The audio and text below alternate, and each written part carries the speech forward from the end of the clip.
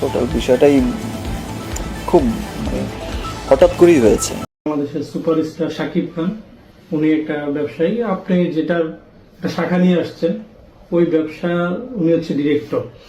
উনি ওই শাখা নিয়ে বললাম যে লাখ, তো আমার সমস্ত কিছুতে আমাকে সাপোর্ট করেছে, সাপোর্ট করে আসছে, ভালোবেসে যায়। আসেনি, প্রশ্নটা অমন নয়। আমি হারলেনের সাথে দীর্ঘ 6-7 মাস। আমি হারলেনের স্টোরের ব্র্যান্ড অ্যাম্বাসেডর। অপবিশ্বাস যেহেতু আমার ছেলের মা, অফকোর্স সে আমার স্ত্রীও, এবং আমার সন্তানের মা হিসেবে তো তার অবস্থানটা অনেক উপরে।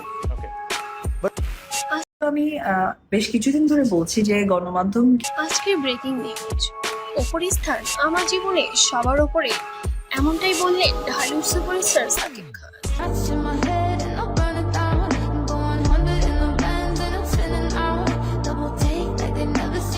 অপুর প্রতি আমার কৃতজ্ঞতা সারা জীবন রয়ে যাবে। অপু সবসময় অসহায় সুবিধাবঞ্চিত মানুষদের ইফতার করিয়ে এবং তাদের বিভিন্ন সময় বিভিন্ন বিপদে পাশে থেকে দেশবাসীর কাছে। আমি আমার ব্যক্তিগত কোনো কিছু আসলে বলতে চাই না, কারণ ব্যক্তিগত ব্যাপারগুলো এমন ভাবে বলা হয়েছে। প্রশংসা করিয়েছেন, কেননা অনেকের সামর্থ্য থাকা সত্ত্বেও অসহায় মানুষের খোঁজ রাখে না। দেখেন, অভিনেতার বাইরেও আমি তো একজন মানুষ, আমারও তো পরিবার আছে।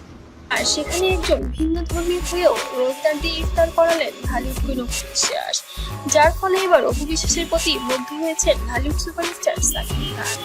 শুধু ইফতার দিয়ে নয়, সে বিভিন্ন সময় বিভিন্ন সামাজিক সেটা অনেক সময় ভালো মন্দ দুদিক থেকেই আসলে একটা মানে কর্মকাণ্ডে নিজেকে মিলিয়ে রাখে সাধারণ মানুষের মাঝে।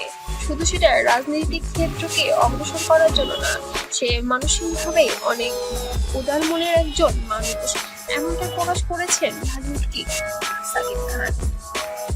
এখন তো ক্লিয়ার হয়েছে যে সমস্ত কিছু মিথ্যে। আমি আমার পরবর্তীতে সিনেমা স্ক্রিপ্টে আপনার সাথে কাজ করবেন শাকিব খানকে নিয়ে আর আপনাকে নিয়ে, সেই বিষয়টা নিয়ে কি বলবেন? উনি করতে চেয়ে পরিবারের কাছে মাথাটা উঁচু করে দাঁড়াতে পেরেছি। দিন শেষে এইটুকু। তবে অপু বিশ্বাসের প্রতি এই ভালোবাসা এবং মমতা আজ নতুন না। অপুর সাথে সাকিব নামটা এমন ভাবে জড়িয়ে আছে যেন জীবন দিন জন্মান্তরে। সাকিব খান অপুকে অনেক বেশি ভালোবাসে, এমনটাই বলেছিলেন ইকবাল।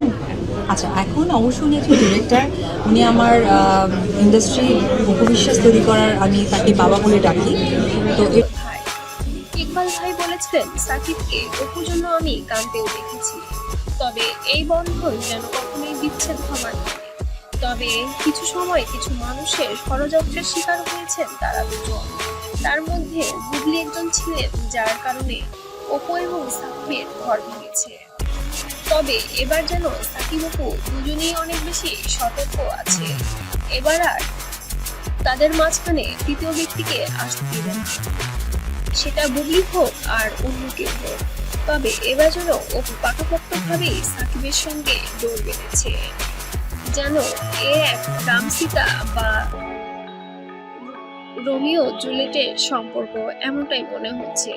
তবে তাদের প্রেম যেন নতুন করে আবার যেন বাসা বাঁধছে।